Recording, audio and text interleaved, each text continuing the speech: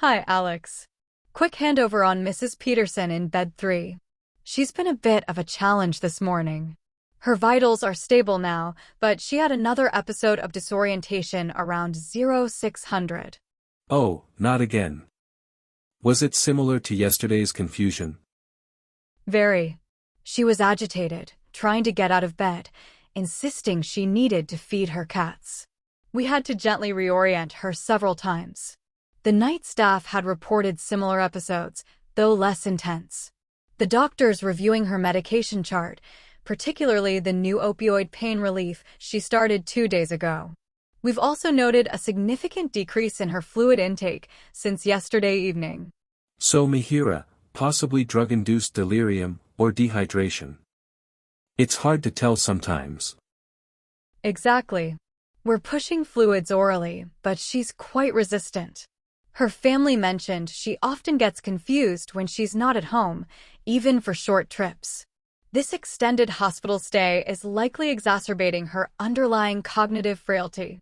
She also has a mild UTI we're treating, which isn't helping her mental state.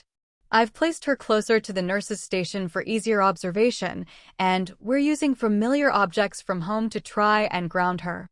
The primary focus right now is ensuring her safety and managing her acute confusion, which seems to be multifaceted. We need to reduce potential triggers for her disorientation. Got it. So, constant vigilance and environmental adjustments. Precisely. And ensure she completes the course of antibiotics for the UTI. The doctors are still exploring the exact cause of the increased confusion, but we need to address all potential contributing factors.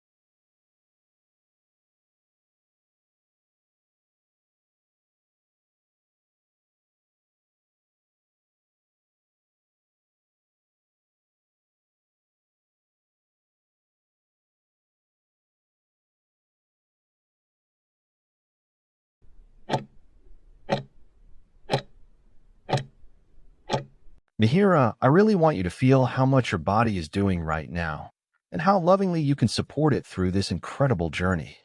Staying active during pregnancy isn't about pushing harder or meeting any external standard. It's about honoring the strength you already have and protecting your well-being from a place of kindness. Gentle, regular movement helps maintain your muscle tone, which in turn supports your changing posture and reduces those common aches in your lower back and hips. It also keeps your circulation flowing smoothly, lowering the risk of swelling in your legs and feet while helping to prevent more serious concerns like blood clots. You might even notice that moving your body eases some of the discomforts of pregnancy.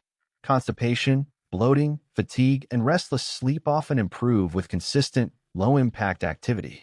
The goal is to feel good, not exhausted, so choose movements that feel safe and joyful. Walking on even, flat surfaces gives you a steady rhythm without jarring your joints. Swimming or water aerobics can feel wonderfully weightless and soothing, especially as your belly grows. Stationary cycling on an upright or recumbent bike offers a smooth, controlled way to build endurance without risk of falling.